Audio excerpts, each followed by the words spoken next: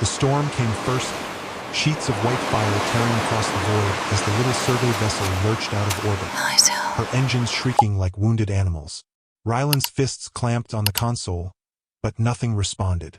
The guidance system was fried, the stabilizers dead weight, and all he could do was watch the alien sky tilt and churn through the cracked canopy.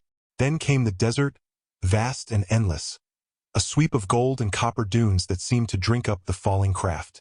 The ship slammed into the sand, scattering glass, metal, and sparks like a meteor shattering itself on impact. Silence fell just as suddenly. When Ryland pulled himself free from the wreckage, coughing against the grit in his throat, the first thing he noticed was the sun. It was monstrous, swollen, and merciless, baking the dunes in a heat so heavy it pressed on his shoulders like an invisible hand.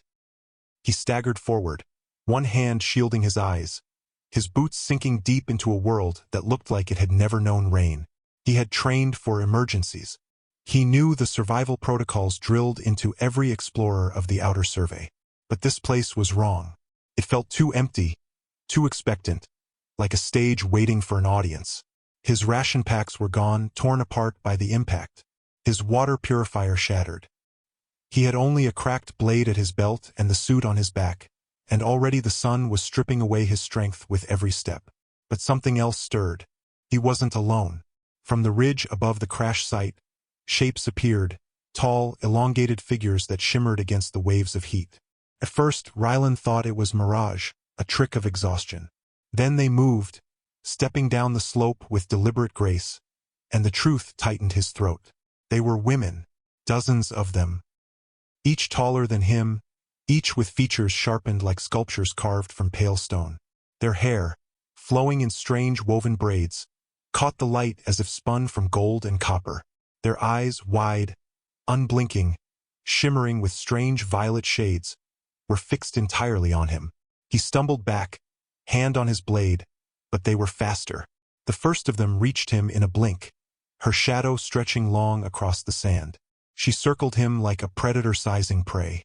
Her lips curled as she inhaled sharply, as though scenting him. Then, without a word, she clicked her tongue in a rhythm. Others echoed it. Chorus.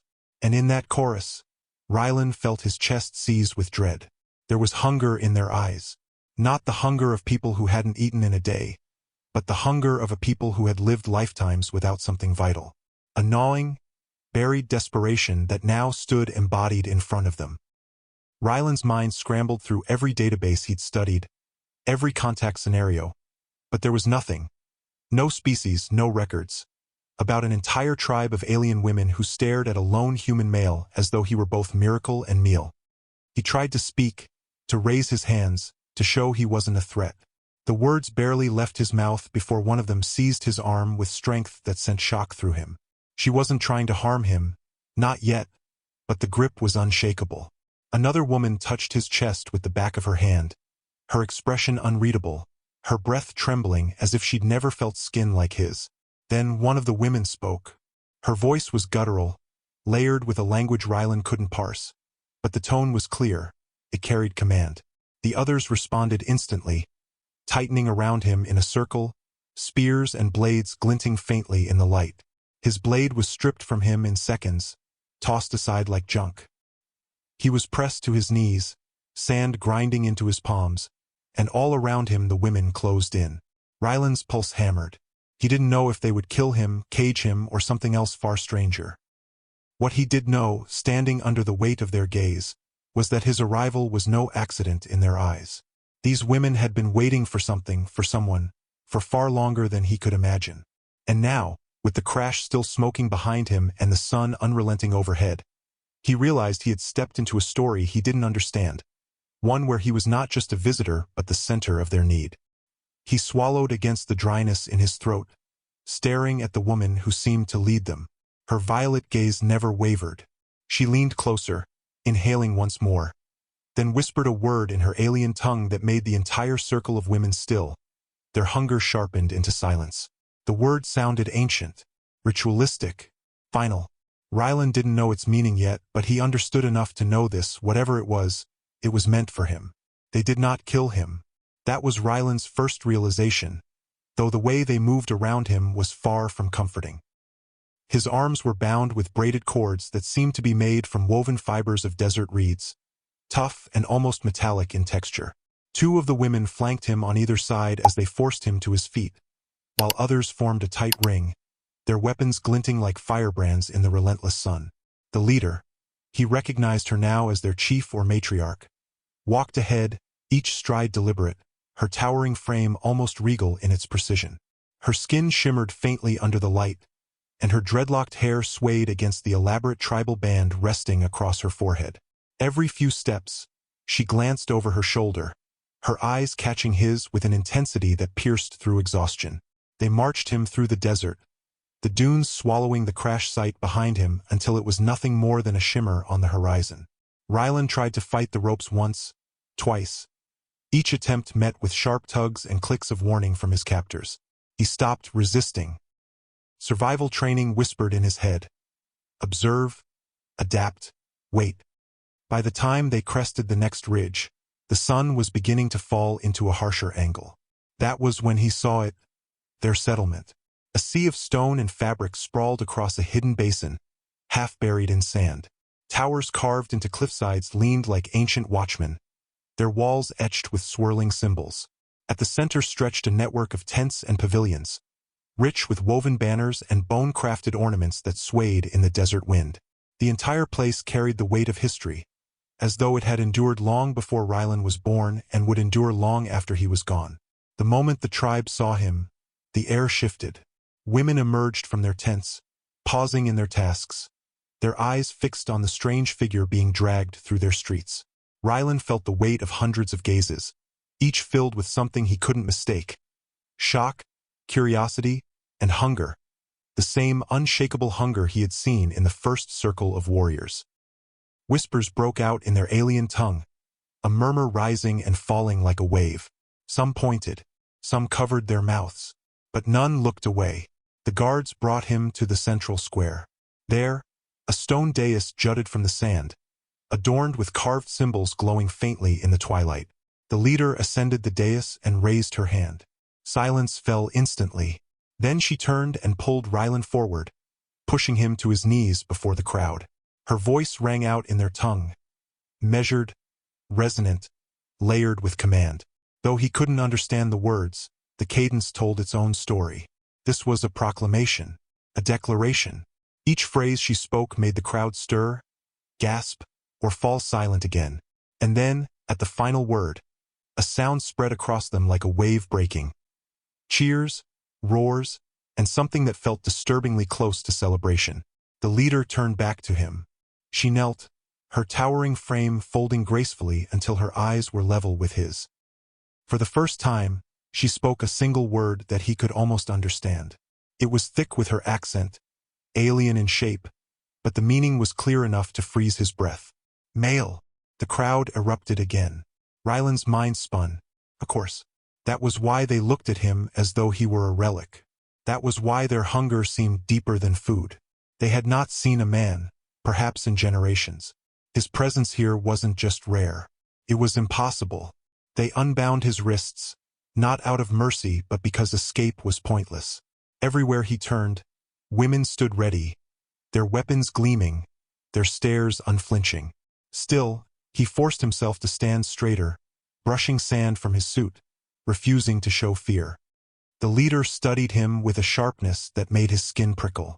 Then she extended her hand and touched the scar along his forearm, a mark from a battle years ago. Her fingers lingered there, as though reading his body like text carved into stone. She said another word, one he couldn't place but that made the crowd fall utterly silent. Then, without warning, she grasped his hand and raised it high, her grip iron-strong. The entire square bowed their heads. It hit him then he wasn't a prisoner. Not just that, anyway.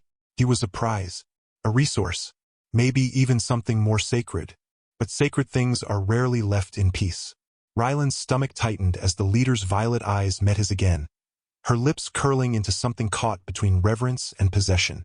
And as the tribe cheered around him, he realized the unspoken truth. They hadn't decided yet if he was their salvation or their feast. The days that followed were a blur of disorientation and silent observation. Rylan was not caged, but neither was he free. He was given a tent near the edge of the settlement, one lined with woven fabrics that carried the same swirling motifs he had seen carved into the stone dais. Every morning, food was left at the entrance. Bowls of grain-like seeds, strips of dried meat from beasts he didn't recognize, and a thick, sweet drink that numbed his tongue. The tribe watched him constantly. Wherever he walked, eyes followed.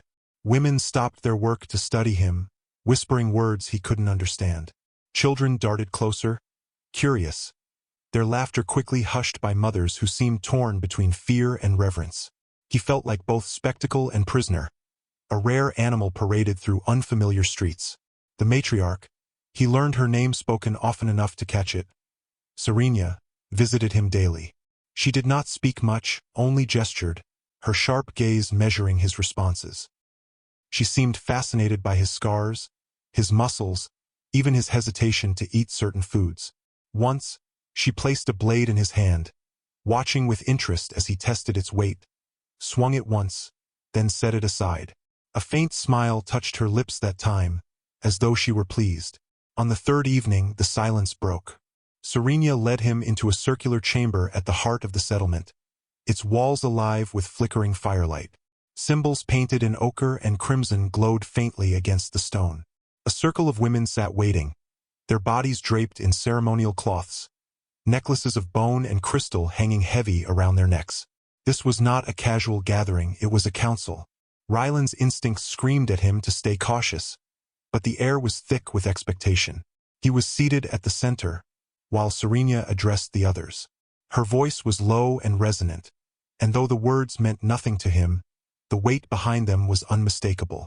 She was presenting him, discussing him, deciding his fate. Then something strange happened. A younger woman rose from the circle. She was tall, with the same pale pink skin as the others, but her features were sharper, her eyes burning with suspicion. She strode toward him, speaking in clipped tones, her voice rising with every sentence. Her hand rested on the hilt of her blade as though daring him to move. The council murmured. Serenia silenced them with a single raised hand. Then she turned to Rylan and said, slowly, carefully, "Fight." Rylan's heart kicked hard in his chest. He glanced at the younger warrior, who now drew her blade fully, its edge shimmering in the firelight. The meaning was clear enough. He wasn't just being tested for curiosity anymore. He was being challenged. The crowd pressed closer, their anticipation electric. The warrior circled him, her movements fluid, predatory. Rylan's hands curled into fists. He had no weapon, no energy sword, no armor, nothing but muscle and training. For a split second, he considered refusing, but he saw Serenia's gaze locked on him, unyielding. So he stood. The duel was quick and brutal. The warrior lunged, blade flashing, and Rylan sidestepped, grabbing her wrist and twisting hard until the steel clattered against the stone floor. Gasps rippled through the crowd. She snarled and swung at him with her free hand, but he ducked and drove his shoulder into her chest, sending her sprawling. The firelight danced across their faces as the two locked eyes. She scrambled for her weapon, but Rylan planted his foot on it and shook his head slowly.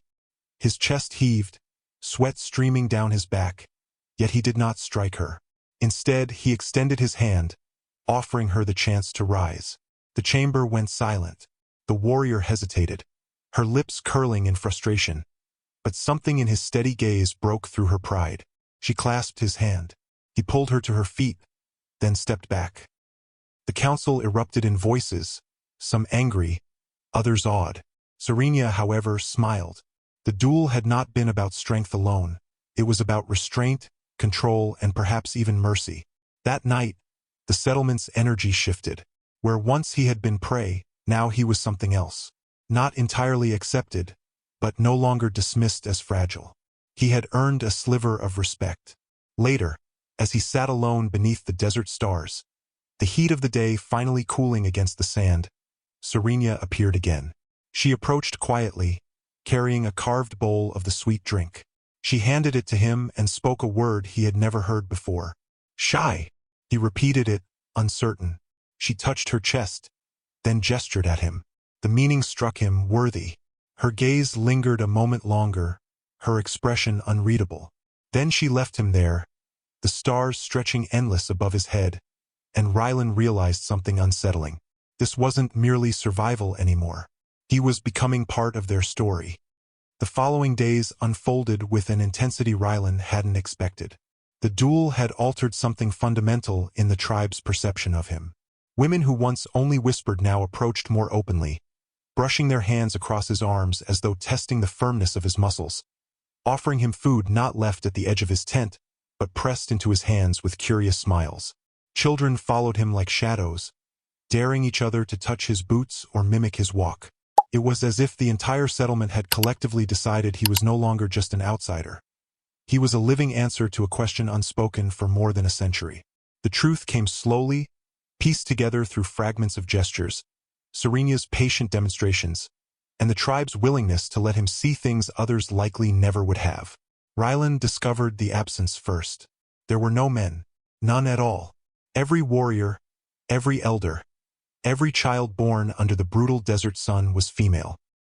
The story of why was harder to grasp, but Serena tried to explain in the simplest way she could.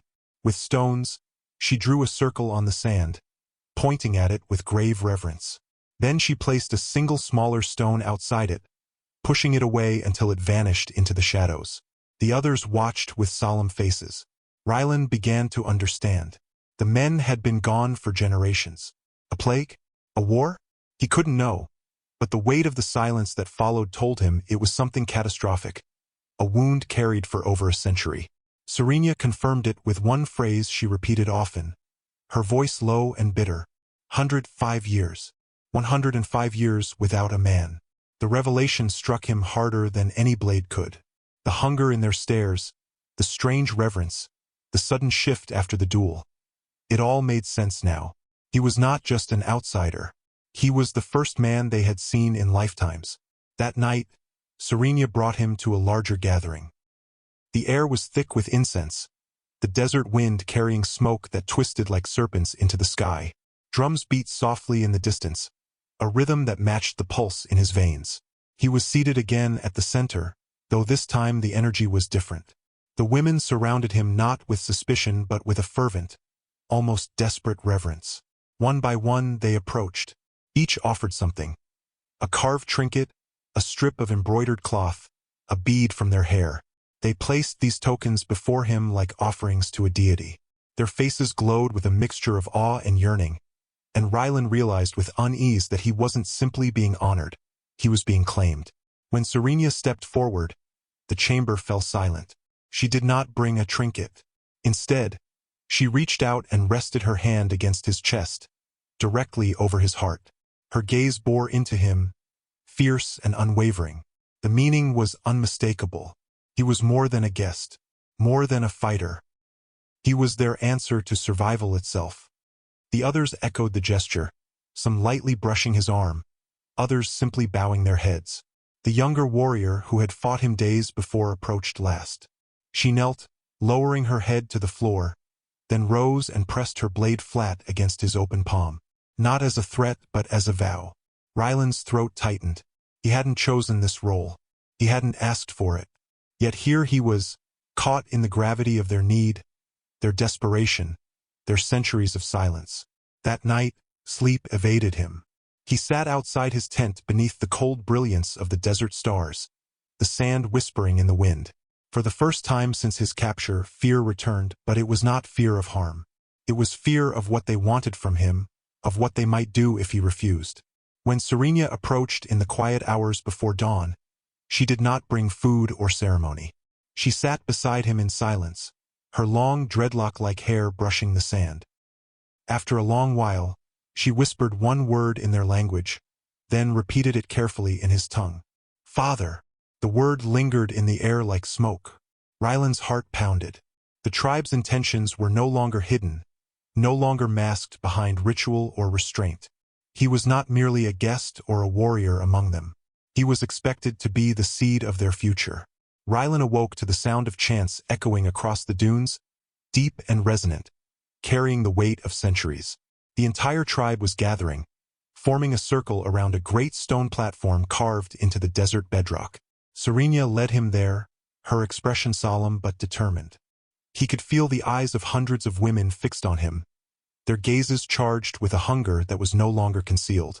The platform itself was covered in carvings, ancient symbols of fertility, birth, and survival etched into the stone with painstaking care.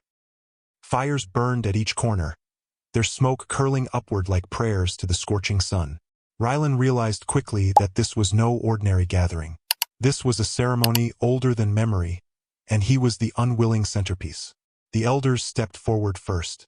They were bent with age but carried themselves with undeniable authority. Each placed a hand on his shoulder, speaking words in their tongue that he could not fully understand but felt in his bones. Serenia translated what little she could. Chosen, gift, father, lifeline. The words struck him harder than the heat of the desert. They weren't asking him. They were declaring it. He was to become the bridge between extinction and survival, the vessel through which their tribe would live on. Then came the younger warriors, the very heart of the tribe's strength. They filed past him slowly, brushing their fingers across his skin as if memorizing the feel of him, testing the reality of the man who had come among them. The same warrior who had fought him days earlier met his eyes, her gaze fierce but softened now by something like reverence. She pressed her forehead to his hand, a gesture that needed no translation. The chanting grew louder. Drums pounded in time with his heart, and the circle around him seemed to close in. Serenia stepped closer, her face unreadable, but her hand once again found his chest, resting above his heart as if staking a claim. The others watched intently, the air heavy with expectation. Rylan wanted to speak, to tell them he wasn't some miracle sent to them, that he was just a man, a tired veteran stranded in a desert not of his choosing. But as he looked at them, the elders, the warriors, the children clinging to their mothers' skirts, he realized it didn't matter. To them, he wasn't just human. He was possibility. And then the moment came. Serenia raised her hand, silencing the chants. She looked at him, her eyes fierce but vulnerable, and spoke words he understood without translation. You are ours. The declaration hung in the air, echoed in the way the others leaned forward, in the way their voices rose again, a wild, primal chorus that reverberated through the dunes. The tribe had claimed him fully, body and soul, and there was no escape, not without betraying what little trust they had given him, not without crushing the fragile hope that had taken root in their eyes. The night that followed was unlike any he had ever known. He was not chained, nor was he guarded, yet he was surrounded constantly. Women lingered close, offering him food, water, and touches that lingered too long to be mistaken for anything but desire. Their stares burned into him, a mixture of reverence and need so raw it left him shaken. Serenia stayed nearest, watching over him with the protective ferocity of a hawk. She guided him through the rituals, shielding him when their fervor threatened to overwhelm, yet never letting him forget the weight of what was now expected of him. Her strength was matched only by her vulnerability, and in her presence, he saw more than the leader of a desperate tribe. He saw a woman bound by duty and need, torn between tradition and her own quiet longing. When the fires burned low and the chants faded into silence, Rylan found himself staring into the desert sky, the stars stretched endless above him. He felt their eyes still upon him even in the darkness, felt the gravity of their need pressing down on him. For the first time, he admitted to himself what he had tried so hard to deny. He wasn't afraid of them devouring him anymore. He was afraid of becoming exactly what they wanted. And somewhere deep inside, a truth he couldn't ignore whispered through him. Part of him wanted to.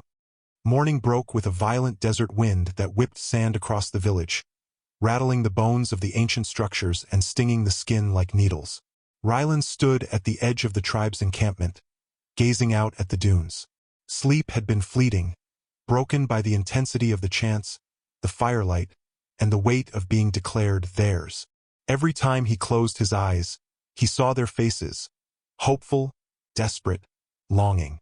And when he opened them, those same faces were there in the flesh, watching him breathe as though he alone carried their future.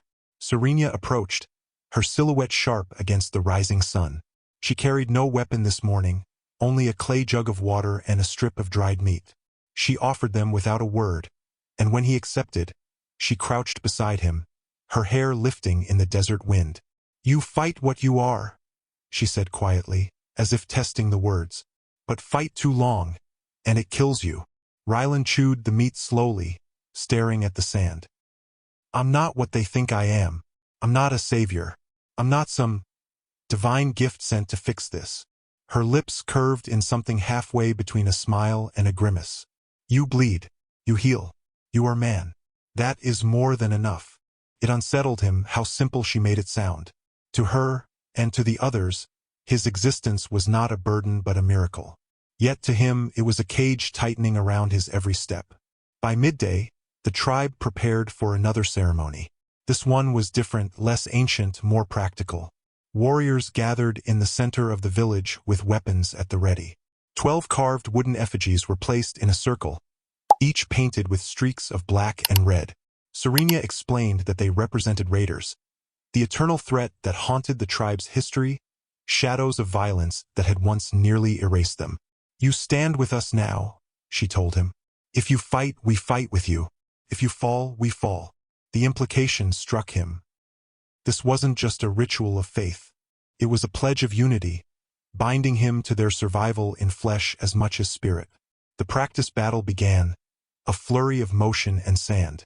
Rylan fought beside them, his blade carving through wooden effigies with precise, brutal arcs. The women moved around him with an elegance born of tradition, their tribal blades singing through the air. For the first time, he felt them adjusting to him. Not as prey circling a prize, but as warriors testing a comrade. Every strike they made seemed timed with his, every parry an answer to his rhythm. When the final effigy splintered beneath his blade, a cheer erupted, wild and guttural, echoing across the dunes. The warriors threw their blades into the sand and pressed their foreheads to his shoulder, one by one.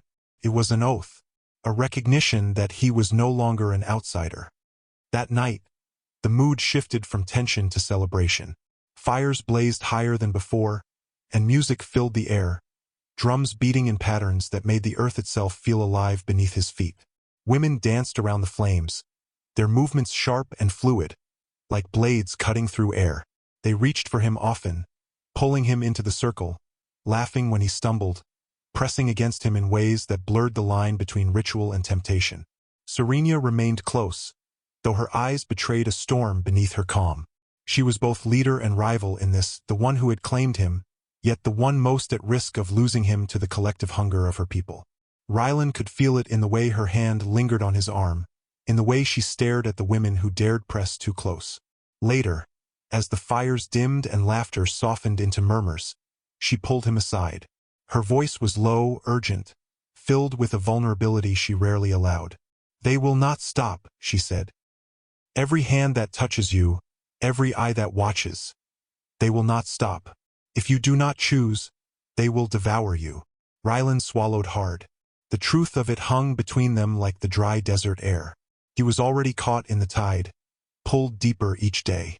The only choice left to him was whether to resist until he broke, or to surrender and find a way to shape what surrender meant. And in that moment, under the glow of dying embers, with Serenia's hand gripping his wrist as though anchoring herself to him, Rylan realized he wasn't afraid of them anymore. He was afraid of what he was becoming with them. The desert did not forgive. By dawn, the wind carried not just sand but the smell of smoke, acrid and unmistakable. Rylan woke to shouts outside his hut, the village alive with urgency. He stumbled out to find the warriors arming themselves, faces hard with determination. On the horizon, dust rose in jagged plumes. Raiders.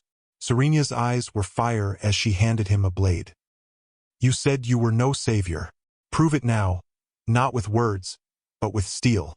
Rylan felt his pulse surge. This wasn't another ritual. It was war. The raiders descended like a storm, a dozen armored figures with blades and crude firearms glinting in the sun. Their laughter was sharp, cruel, cutting through the wind.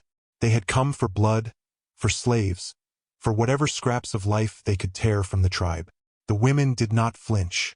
With Rylan at their side, they formed a crescent wall at the village's edge, every muscle coiled and ready. The ground seemed to hold its breath. Then the sand erupted with violence. Rylan swung his blade with the instinct of a soldier, every strike precise and deadly. But he was not alone. Serenia moved beside him, her tribal weapon flashing, cutting arcs through flesh and armor. Her sister warriors struck like lightning, every motion flowing into the next. For the first time, Rylan felt the full force of what they were when united. A storm, fierce and unbreakable. But the raiders were brutal. One lunged at Rylan with a jagged spear, forcing him to roll into the sand. He came up in time to parry another strike, his arm burning with the force of the impact. Blood sprayed, screams mingled with the crash of metal. The world narrowed into chaos, each second a gamble between survival and death. Serenia's voice cut through the din together. He followed her command without thought. Their blades struck in unison, splitting through a raider's chest plate. Another fell to the sand, clutching a fatal wound. Yet more came, relentless and snarling. Rylan felt exhaustion gnaw at his muscles, but the sight of the tribe, these women who had claimed him as theirs, fueled him with something fiercer than survival. Then came the moment. One raider, taller and stronger than the rest, crashed through the line, his weapon aimed at Serenia's heart. Without hesitation, Rylan threw himself between them. The blade caught his side, searing pain ripping through him, but his sword found the raider's throat in the same instant. Both collapsed, the raider lifeless, Rylan gasping in the sand. The battle raged on without him, though his vision blurred. He saw Serenia's face above him, fierce with fury, before she rose and unleashed a cry that echoed across the dunes. With that cry, the tide shifted.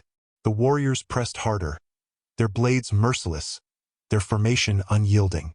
One by one, the raiders fell until the last turned to flee. Silence followed, broken only by the hiss of wind and the ragged breaths of survivors. The sand was stained red, the air thick with the coppery scent of blood. Rylan tried to rise but faltered, clutching his wound. Serenia was at his side in an instant, her hands steady but her eyes trembling. "Fool," she whispered, pressing cloth against his injury.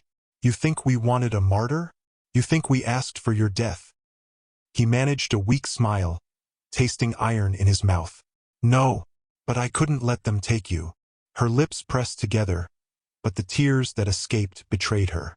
For the first time, the mask of the warrior cracked, revealing the woman beneath, the one who had carried her tribe for years with no one at her side. The tribe gathered, their faces a mixture of awe and sorrow. They had seen him bleed for them. They had seen him risk his life without hesitation. And in that moment, the hunger in their eyes changed. It was no longer just desire. It was reverence. That night, the fires burned low. There was no dancing, no chanting, only quiet murmurs and watchful eyes. Rylan lay in his hut, his wound bandaged, his body weak but alive. Serenia sat beside him, refusing to leave, her hand resting firmly on his. "You are ours now," she said softly, almost to herself. "Not because of what you are, but because of what you did." And though the pain throbbed through him, Rylan felt a strange peace settle over his chest.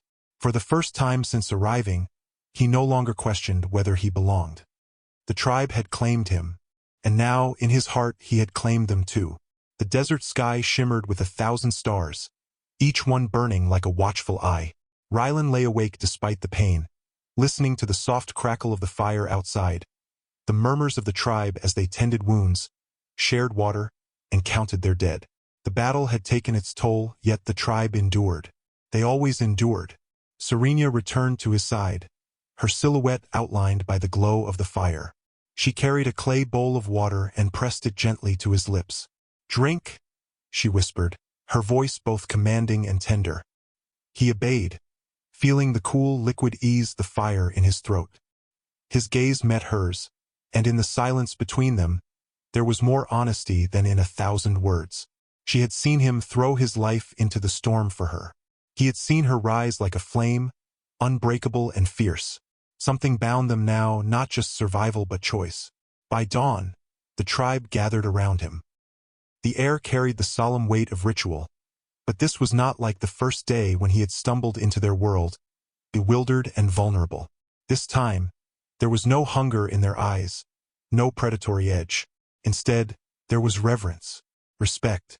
An elder stepped forward, her hair braided with silver threads, her skin weathered by more suns than Rylan could count. She raised her staff high, its carvings glinting in the new light. For 105 years, no man has stood among us. For 105 years, we have endured without what was once ours. Today that ends.